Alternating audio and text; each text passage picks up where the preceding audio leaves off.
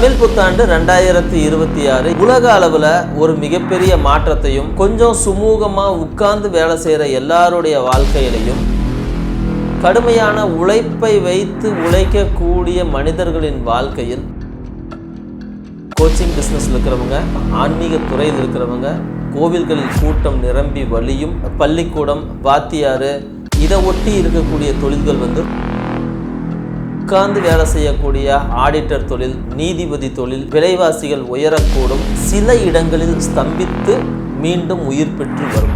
இருந்தாலும் உழைக்கும் வர்க்கத்துக்கு இந்த ஆண்டு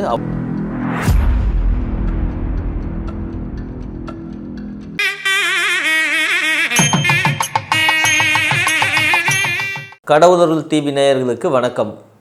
நான் சக்திதாஸ் ஜோதிடர். தமிழ் புத்தாண்டு 2026 எப்படி இருக்க போகுதுன்னு பார்க்க போகிறோம். 14/4/2026 அன்று வரக்கூடிய தமிழ் புத்தாண்டு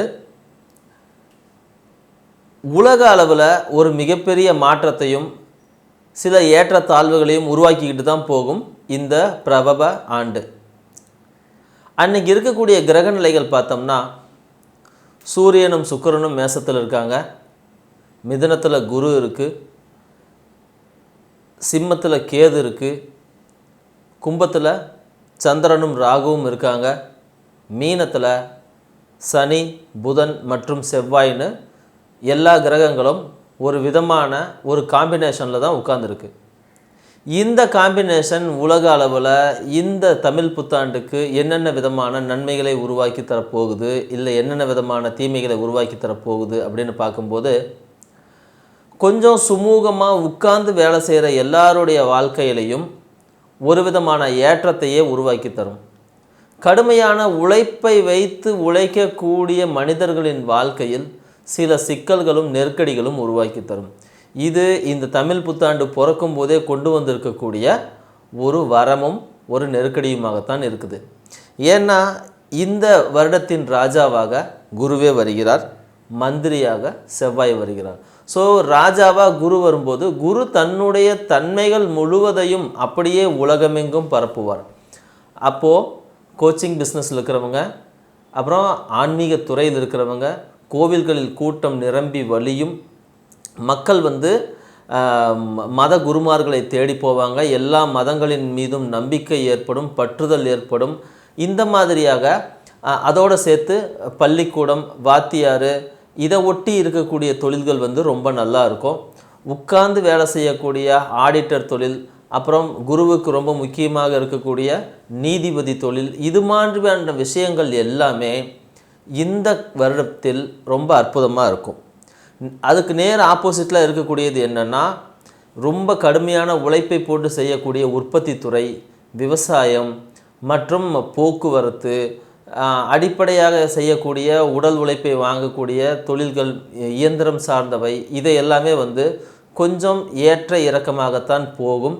விலைவாசிகள் உயரக்கூடும், சில இடங்களில் ஸ்தம்பித்து மீண்டும் உயிர் பெற்று வரும். இருந்தாலும் உழைக்கும் வர்க்கத்துக்கு இந்த ஆண்டு அவ்வளவு சிறப்பானதாக இல்லைன்னு சொல்லலாம். மீனராசிக்கு இந்த 2026 தமிழ் புத்தாண்டு நிறைய நற்பலங்களை தரப்போகுது. உங்கள் ராசிக்கு ஆல்ரெடி 4ஆம் இடத்துல இருக்கக்கூடிய குரு நிறைய சிக்கல்களையும், சில நேரங்களில் சுகமில்லாமல் இருக்கக்கூடிய ஒரு சூழ்நிலையும் உருவாக்கி கொடுத்துருப்பாரு. திடீர்னு அம்மாவுக்கு ஒரு சிக்கலை உருவாக்கி கொடுத்துருப்பாரு, சகோதரன் வகையில் சில சிக்கல்களை உருவாக்கி கொடுத்துருப்பாரு. இருந்தாலும் இப்போ இந்த குரு இன்னும் ஒரு 3 மாதத்தில் மாற போகிறாரு. அதை ஒட்டி உங்களுக்கு நிறைய நல்ல விஷயங்கள் நடக்க போகுது. குடும்பத்தில் கல்யாணம் நடக்கும், குடும்பத்தில் குழந்தை பிறக்கும். அங்கே உங்கள் தம்பி குடும்பத்தில் ஏதாவது சிக்கல்கள் இருக்குது அப்படின்னா அங்கேருந்து அந்த மாற்றங்கள் உருவாகும். அவங்களுக்கும் சில நிம்மதிகளும் நன்மைகளும் நடக்க தொடங்கும். உங்கள் ராசிக்கு 5ஆம் இடத்துல இருக்கக்கூடிய கேது நிறைய சிக்கல்கள் அப்படின்னு சொன்னால் உடல் நோய்களை தான் தொடர்ந்து மாற்றி கொடுத்துக்கிட்டே இருப்பார். அது முதுகு பிரச்சனை, வயிறு பிரச்சனை, அப்புறம் உட்கார்ற இடத்துல பிரச்சனை, இந்த மாதிரி சிக்கல்களை மாற்றி கொடுப்பாரு. இருந்தாலும் அதுவும் இப்போ மாறக்கூடிய நேரம் வருமா அப்படின்னா அதுக்கு இன்னும் ஒரு 8 மாதம் 9 மாதம் டைம் இருக்குது அப்படிங்கிறத மறந்துடாதீங்க. அது மட்டும் இல்லாமல் உங்களுடைய ராசிக்கு 12ஆம் இடத்துல இருக்கக்கூடிய ராகு காலில் அடிப்படை வைப்பார். அதையும் கொஞ்சம் கவனமாக பார்த்துக்குங்க. சில நேரங்களில் உங்கள் மனசு திருப்தி இல்லாமல் நிம்மதி இல்லாமல் கொஞ்சம் ஒரு மாதிரி தடுமாற்றம் இருக்கும். 7.5 சனி வேறு போய்கிட்டு இருக்குது.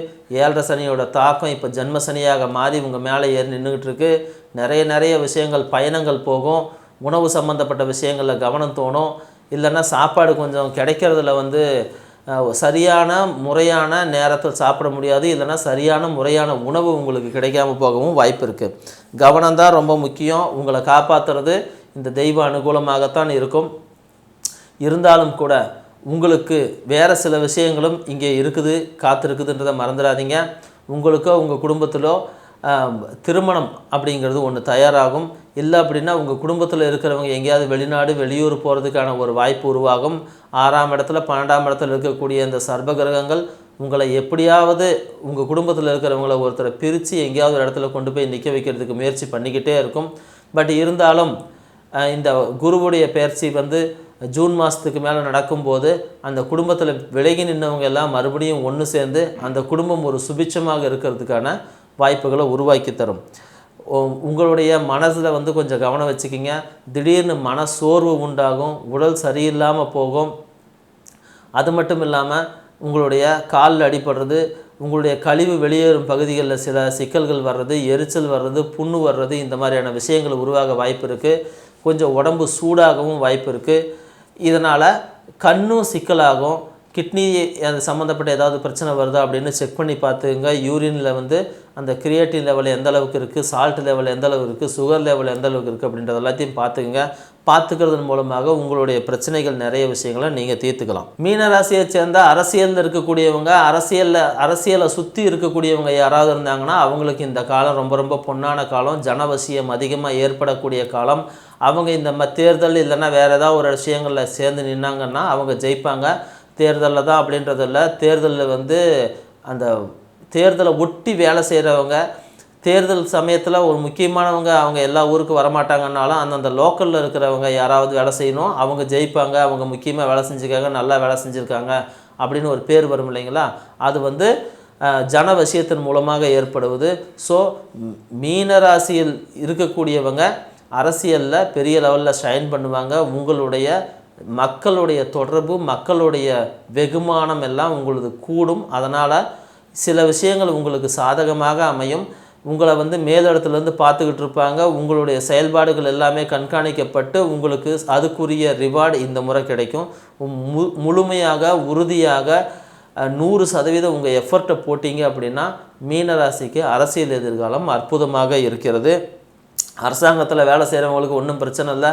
அவங்களுடைய எதிரிகள் ஏதாவது இருந்தாங்கன்னா அங்கங்கே அவங்களே அவங்களுக்கு தேவையான தவறுகளை செஞ்சு அவங்களே தப்பிக்க முடியாமல் சிக்கிவிட்டு அப்புறம் வந்து அவங்களே அமைதியாகிடுவாங்க. பட் இருந்தாலும் நாம் என்ன சொல்லணும் அப்படின்னா உங்கள் உடல்நலத்தில் தான் நீங்கள் ரொம்ப அதிகம் கவனம் வைக்கணும். கடன் வாங்குறதுல மட்டும் கொஞ்சம் கவனம் வச்சுக்கிங்க. அம்மாவோட உடல்நலத்தில் கொஞ்சம் கவனம் வச்சுக்கிங்க. இதெல்லாம் ரொம்ப முக்கியமானதாக பார்க்கப்படுது. கல்வித்துறையில் இருக்கக்கூடிய மீனராசிக்காரங்களுக்கு இந்த காலம் ஒரு பொன்னான காலம்னு தான் சொல்லணும். நீங்கள் வந்து ஏதாவது தவறுகள் இருந்துச்சுனாலும் கூட வந்து இயல்பாகவே உங்களை மன்னித்து உங்களுடைய பெரிய பெரிய தவறுகளெல்லாம் கூட ஒரு சாதாரண விஷயமாக எடுத்துக்கொள்ளப்பட்டு உங்களுக்கு வந்து எந்த தண்டனையோ எந்தவித சிக்கல்களோ உருவாகாமல் இருக்கும். அதை புரிஞ்சுக்கணும். ஆன்மீகத்தில் இருக்கிறவங்களுக்கு ரொம்ப அற்புதமான காலம், மிக முன்னேற்றமான காலம். உங்களுடைய அறிவு, ஆலோசனை மற்றும் உங்களுடைய இன்ஃப்ளூயன்ஸ் எல்லாத்தையும் எல்லாருமே எதிர்பார்ப்பாங்க. நிறைய விஷயங்கள் கோவில்களுக்கு செஞ்சுக்கிட்டே வருவீங்க. ஆன்மீகத்தில் இருக்கிறவங்க, ஆன்மீக திருப்பணி செய்கிறவங்க, கோயிலில் வேலை செய்கிறவங்க, அது மட்டும் இல்லாமல் கோயில் பஜனையில் இருக்கிறவங்க, புரோகிதம் பண்ணுறவங்க, இந்த மாதிரி இருக்கக்கூடிய மீனராசிக்காரங்களுக்கு எல்லாமே இந்த காலம் ஒரு பொன்னான காலம். வேலை அதிகமாக இருக்கும், ஆனால் அதனுடைய விளைவுகளும் ரொம்ப வந்து பாசிட்டிவாக இருக்கும். நிறைய வந்து நீங்கள் ஜெயிக்கிறதுக்கு தான் இந்த முறை வாய்ப்பு கொடுத்துருக்குது. மருத்துவத்துறையில் இருக்கிறவங்களுக்கு இது ஒரு சூப்பரான காலம்னா சொல்லணும். அவங்க எந்த ரிஸ்க்கான ஆப்ரேஷனோ எந்த ரிஸ்க்கான வைத்தியத்தை எடுத்தாலும் கூட அவங்க ஜெயிச்சிருவாங்க. அந்தளவுக்கு கிரக நிலைகள் அவங்களுக்கு சப்போர்ட்டிவாக இருக்குது. ரொம்ப கிரிட்டிக்கலான விஷயத்தை கூட ரொம்ப பொறுமையாக அமைதியாக நின்று செய்து முடிக்கிற அளவுக்கு அவங்களுக்கு ஒரு நல்லதொரு வாய்ப்பு உருவாகும். அது மட்டும் இல்லை, ஒரு இடத்துலேருந்து இன்னொரு இடத்துக்கு வந்து மெசேஜ் டெலிவரி பண்ணுறவங்க, கொரியரில் வேலை செய்கிறவங்க, போஸ்ட் ஆஃபீஸ் வேலை செய்கிறவங்க, இவங்களுக்கெல்லாம் இது ஒரு பொன்னான காலம் அப்படின்னா மறந்துடக்கூடாது. உணவுத்துறையில் இருக்கிறவங்களுக்கு இது ஒரு சூப்பரான காலம். அப்புறம் பேங்க்கில் வேலை செய்கிறவங்க, ஃபினான்ஸில் வேலை செய்கிறவங்க, இன்சூரன்ஸில் வேலை செய்கிறவங்க எல்லாத்துக்குமே ரொம்ப நல்லாயிருக்கும். இந்த பணம் வசூல் பண்ணுறவங்க கொஞ்சம் அடித்தடி பிரச்சனை, அது இது தேவையில்லாத பேசுகிறது, அந்த மாதிரியான விஷயங்கள் தேவையில்லாதது செய்யாதீங்க. அப்படியே நீங்கள் செஞ்சாலும் நீங்கள் காப்பாற்றப்படுவீங்க. அதனால் நீங்கள் ஒன்றும் வருத்தப்பட தேவையில்ல. எங்கேயாவது வேலை மாற்றணும்னு நினச்சிங்கன்னா வேலை மாற்றிக்கலாம், வெளியூருக்கு ட்ரான்ஸ்ஃபர் வேணும்னா வெளியே வாங்கிக்கலாம். இது எல்லாமே இப்போ உடனடியாக நடக்கும். மீனராசிக்காரங்க வெளிநாடு எங்கேயாவது போகணும்னு ஆசைப்பட்டாங்கன்னா அவங்களுக்கு இந்த காலம் ரொம்ப சூப்பரான காலம். முயற்சி மட்டும் செஞ்சால் போதும், டக்குன்னு வேலைகள் நடக்கும். அது மட்டும் இல்லாமல் இந்த மீன் பிடிக்கிறவங்க, கப்பல் ஓட்டுறவங்க, போட்டு ஓட்டுறவங்க, இவங்களுக்கு எல்லாத்துக்குமே ரொம்ப அற்புதமாக இருக்கும். ஒரு 2-3 விஷயம் மட்டும் செய்யக்கூடாதுன்னு சொல்லுவேன். அதில் ரொம்ப முக்கியமானது என்னென்னா, இந்த தேவையில்லாத விஷயங்களில் கடத்தல், அப்புறம் வந்து எல்லை தாண்டி போகிறது, இல்லைனா வந்து இது சண்டை போட்டுக்கிறது, இந்த மாதிரியான விஷயங்களை கொஞ்சம் தவிர்த்தீங்க அப்படின்னாலே போதுமானது. உங்களுக்கு பாக்கி எல்லாமே சூப்பராக இருக்கும். இந்த மீன ராசியில் உட்கார்ந்துருக்கக்கூடிய சனி வந்து கடல் சார்ந்து இருக்கக்கூடிய பகுதிகளில் நிறைய நல்ல விஷயங்கள் செய்வார். அதே நேரத்தில் அங்கே இருக்கிற மக்களுக்கு சில கோளாறான சிந்தையும் உருவாக்கி தான் கொடுப்பாரு. அந்த சிந்தனையிலிருந்து வரக்கூடிய தேவையில்லாத பக்கம் போயிட்டீங்க அப்படின்னா அப்புறம் சிக்கிக்குவீங்கன்றதை மறந்துடாதீங்க. நேவியில் வேலை செய்கிறதுக்கு யாராவது அப்ளிகேஷன் ரெடி பண்ணி வச்சுருந்தீங்க அப்படின்னா தாராளமாக செய்யலாம். மீனராசிக்காரங்க நேவியில் இந்த முறை போகலாம், கடல் கடந்து போகலாம், கடலில் போகலாம். ஸோ கடலை ஒட்டி கடல் மீன்கள் வாங்குறது, முத்துக்கள் வாங்குறது, சங்குகள் வாங்கி விற்கிறது, இந்த மாதிரியான தொழில்கள் சூப்பராக போகும். அது மட்டும் இல்லாமல் போட்டு செய்கிறவங்க அவங்களுடைய தொழில் நல்லாயிருக்கும், வலை பின்றவங்களுடைய தொழில் நல்லாயிருக்கும். அது மட்டும் இல்லாமல் கடலுக்குள்ளே வந்து ஆராய்ச்சி பண்ணுறவங்க, இந்த மீன் வளர்ப்பு அந்த மாதிரி செய்கிறவங்க, கடல் தொழில் சம்பந்தமான அதிகாரிகள், இப்படி இருக்கிறவங்க எல்லாருக்குமே வந்து இந்த காலம் ஒரு பொன்னான காலம்னு தான் சொல்லணும். மீனராசியில் பிறந்திருந்தீங்கன்னா உங்களுக்கு இந்த காலம் ரொம்ப பொன்னான காலம். வேறு ஏதாவது ராசிகள் இருந்தீங்கன்னா இது ஒரு மண்ணான காலம்ன்றதை நீங்கள் மறந்துடாதீங்க.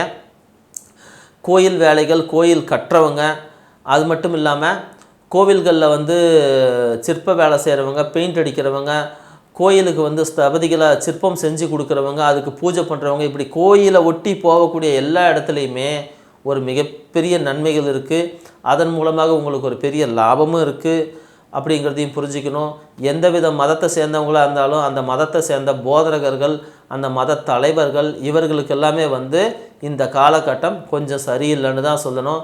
தேவையில்லாத பிரச்சனையில் போய் மாட்டிக்காதீங்க, பெண்கள் விஷயத்தில் மாட்டிக்காதீங்க, தேவையில்லாமல் வாய் விட்டு மாட்டிக்காதீங்க, வார்த்தைகளில் கவனமாக இருங்க. அப்புறம் வந்து ஈரானில் அந்த தலைவர் மேலே குண்டு போட்ட மாதிரியே உங்களுக்கும் வந்து ஏதாவது ஒரு வந்து சிக்கல் வந்து சேர்ந்துக்கும். மீனராசியில் பிறந்த மத போதகர்கள், மத ஆலோசகர்கள், மத சடங்கு செய்கிறவங்க, மதத்தில் தீவிரமாக இருக்கிறவங்க எல்லாருமே கொஞ்சம் கவனமாக இருக்கிறது ரொம்ப ரொம்ப முக்கியமான விஷயம் அப்படின்னு சொல்லிக்கிறோம். சேறு நிறைஞ்ச இடங்களில் கொஞ்சம் கவனமாக இருங்க, உப்பளங்களில் கொஞ்சம் கவனமாக இருங்க. இதெல்லாம் வந்து நீங்கள் ஏதாவது சிக்கலில் போய் மாட்டிக்கிறது. துறைமுகம் சார்ந்த பகுதிகள்லேயும் வந்து கொஞ்சம் கவனமாக இருங்கன்னு கேட்டுக்கிறோம். எங்கேயாவது உங்களுடைய கால் அடிபடுறதுக்கு, பாதம் அடிபடுறதுக்கு, கால் உடையிறதுக்கு இந்த மாதிரி தான் வந்து சிக்கல் வந்து சேரும். இருந்தாலும் நீங்கள் எப்படியும் உங்கள் காப்பாற்றப்படுவீர்கள் அப்படிங்கிறதுல வந்து எந்த சந்தேகமும் கிடையாது. அப்படி இப்படின்னாலும் கூட இந்த வருஷம் 2026 முடிகிற வரைக்கும் மீனராசிக்காரர்கள் எவ்வளோ பெரிய தப்பு செஞ்சாலும் காப்பாற்றப்பட்டு கொண்டே தான் வருவார்கள். அதன் பிறகு வரக்கூடிய காலங்கள் வேணுமானாலும் உங்களுக்கு கொஞ்சம் நெருக்கடியை தரலாம். ஆனால் முதல் 9 மாதங்கள் உங்களுக்கானது.